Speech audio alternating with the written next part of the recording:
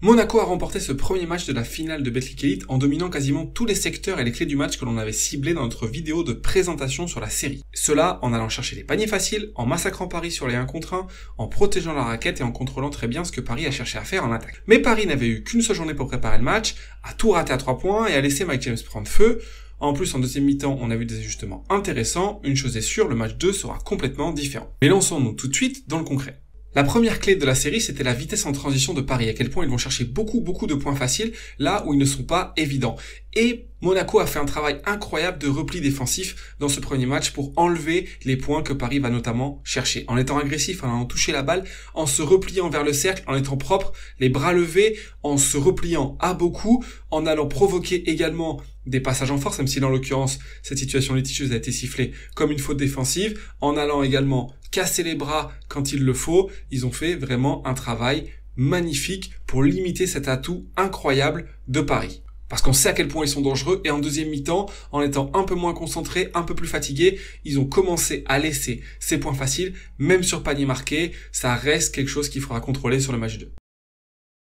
La deuxième clé en attaque pour Paris, c'était de réussir à poster les petits de Monaco qui jouent souvent avec 3 arrières. Et on l'a vu, ils ont fait un bien meilleur travail déjà à les repousser loin du cercle et à venir être dans les stunts, aider, se montrer de façon à laisser des tirs plus difficiles et ensuite venir faire des rotations. Ils ont très bien protégé le cercle en se montrant. Les joueurs de Paris ont eu peur. C'est pas pareil quand on a un lay-up tout seul, quand on a quelqu'un qui vient ici gêner. Ils ont raté des choses. L'agressivité leur a permis également de toucher des ballons, de voler par rapport à ce qu'ils avaient encaissé sur les 2 premiers matchs où ils étaient presque à 12 points de moyenne. Ils en ont pris 0 grâce à l'agressivité et ici également les rotations pour ne rien laisser. Alors en deuxième mi-temps, on a vu des ajustements intéressants avec TJ Short et Nadir Rifi en haut, avec un joueur poste bas et un joueur à 3 points. Alors là, on n'a ouvert qu'un tir, donc de manière plus intéressante, on a mis un joueur poste haut, un joueur à 3 points, de façon à ce que le joueur, ici en l'occurrence Mame Diaité, doive faire un choix entre l'un ou l'autre. Et là, on obtient des choses plus faciles.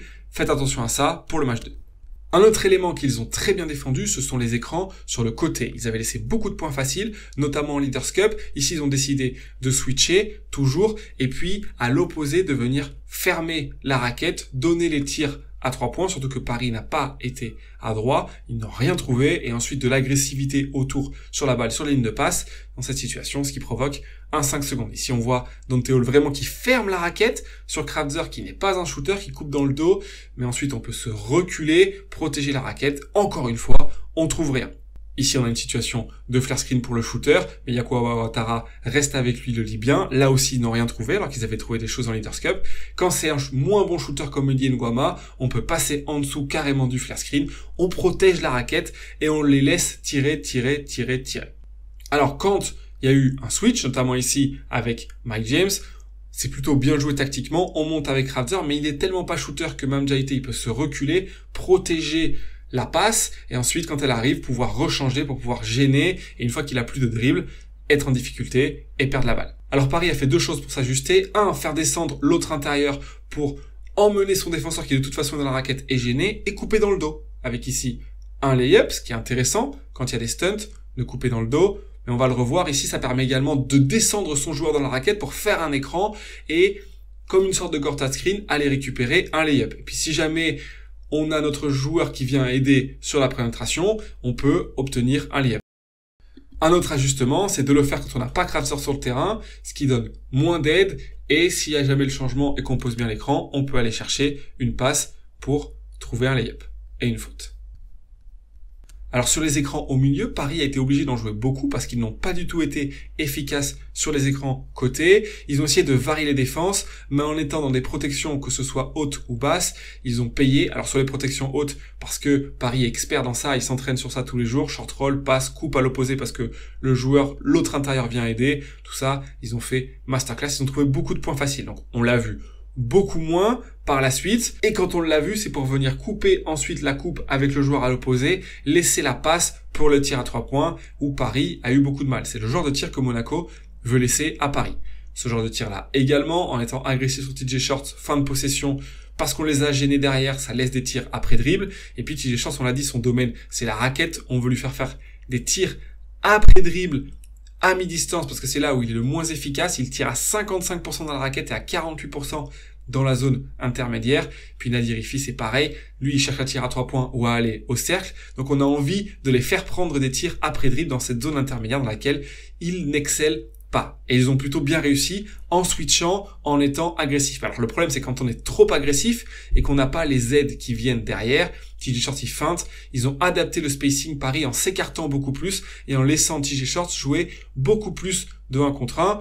Ils ont également fait des Spanish avec cet écran dans le dos pour l'intérieur, ce qui laisse, ici il y a une erreur défensive, un lay-up. Mais ce qui est aussi intéressant, c'est quand on fait des Spanish comme ça, on force à changer pour éviter le retard. Et donc quand on force à changer, on peut attaquer et laisser TJ Shorts aller scorer dans la raquette. Alors pour Monaco, en attaque, ils ont trouvé des points faciles sur les steps de Paris, ce qu'ils n'avaient pas du tout réussi à faire en Leaders Cup. Alors dès la première action, on a eu cette idée de faire un pick-repick. Idée très intéressante parce que là on se retrouve du coup plus du tout dans un step, dans une protection, plus de choses, notamment de l'espace pour un tir de Mike James. C'était vraiment dessiné dès la première action du match par Sasha Obradovic et voulu, on l'a vu plusieurs fois, se rapprocher, pick, repick, trouver des tirs un peu plus faciles que les tirs à 3 points après dribble, aller vraiment loin, déborder, on voit l'aide à l'opposé très fort, ce qui laisse un tir vraiment ouvert tout seul dans le coin. Ça aussi, c'est intéressant. Et puis, on n'a pas oublié le short roll, le forcer à sortir, s'éloigner vraiment de façon à ce que le joueur qui couvre la passe au short roll ait du mal à savoir où elle est. Et ensuite, on a tout cet espace-là pour pouvoir jouer. Ça, c'était une action typique de Paris. Même si par la suite, Monaco a essayé de jouer sur des rôles un peu plus longs et a trouvé moins de choses, notamment par précipitation, même si ici, c'est compensé par les rebonds offensifs qu'ils en ont eu beaucoup. Il va falloir, pour Monaco, mieux jouer ses short rolls, prendre son temps. Les grands ont tiré un petit peu vite ici.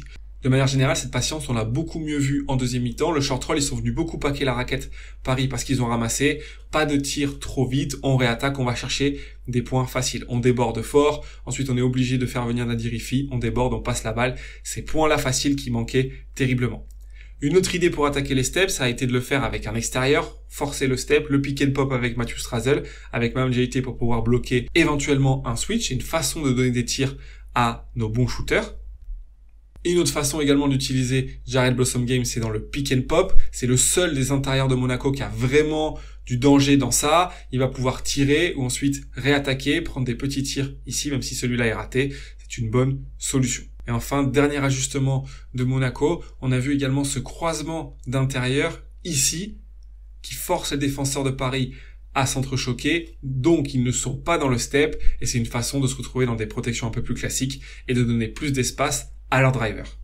Mais là où vraiment Paris a eu du mal et a donné le match à Monaco, c'est parce qu'ils n'ont pas réussi à tenir les 1 contre 1, notamment sur Mike James. Vous allez voir qu'il a eu énormément de lay-up parce que quand il a re-eu la balle, avec tout cet espace, il peut attaquer à gauche, à droite. Le joueur est proche de lui parce qu'il a peur du catch and shoot. Pour lui, c'est du pain béni. Les aides ne sont pas fortes. Il peut provoquer la faute, marquer un panier pour se mettre en confiance dans la suite. C'est idéal. Regardez, c'est vraiment trop facile. On lui ouvre la droite, le joueur intérieur est à l'opposé. C'est pas possible. On feinte, on revient sur lui parce qu'on est en retard. On lui ouvre la main droite. On a Peter Corneli qui fait un très bon Gorta screen, poser un écran sur son joueur pour qu'il l'empêche qu'il vienne aider. Mike James, il les a tués dans la raquette. Alors on avait dit que oui, il faut le pousser pour être agressif vers le cercle, mais il faut ensuite venir aider, paquer la raquette, et Monaco a compensé en venant poser ses écrans sur leurs joueurs, et Paris n'a pas trouvé de solution. Une autre solution, première action de la sortie de deuxième mi-temps, cette sortie d'écran, comme ça, où on n'anticipe pas pour le couper l'espace, et là aussi, il a trouvé des points dans la raquette. Des points trop faciles pour lui. Ici, on anticipe trop d'un côté, on laisse Elie Okobo driver, ce genre de choses-là, il va falloir les enlever complètement pour le match 2. Là, on va avoir une situation qui ressemble beaucoup plus à ce que l'on veut, donner un stunt, l'empêcher d'aller au panier facilement, il arrête le dribble, on revient en arrière, c'est parfait. Il faut feinter, le faire attaquer, se reculer, ne pas le laisser décider ce qu'il veut lui et lui provoquer des tirs après dribble au contact. Ils avaient réussi à en laisser beaucoup dans la Leaders Cup, ici beaucoup moins. On voit en tout cas des idées de stunt, de vraiment plus être proche de la raquette. Après, il faut contrôler le rebond, mais ils ont fait un bien meilleur travail sur ça en deuxième mi-temps pour laisser des tirs difficiles, des rotations, provoquer des 24 secondes, et c'est plutôt très encourageant. Vous pourrez regarder le match 2 et l'analyser. Est-ce que Mike James va réussir à avoir autant de points faciles dans la raquette? Parce que il a fait aussi des choses très impressionnantes, parce qu'il a mis des premières choses faciles, notamment le flotteur. Ensuite, quand il ouvre un panier comme ça, il va falloir se jeter sur lui. On peut pas le laisser rentrer dans un tir à 3 points en transition comme cela.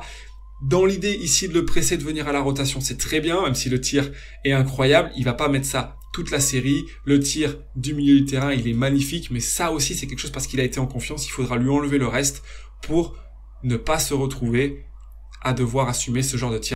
C'est la fin de cette vidéo, on espère qu'elle vous a plu, on se retrouve pour l'analyse post-match 2. À bientôt, ciao!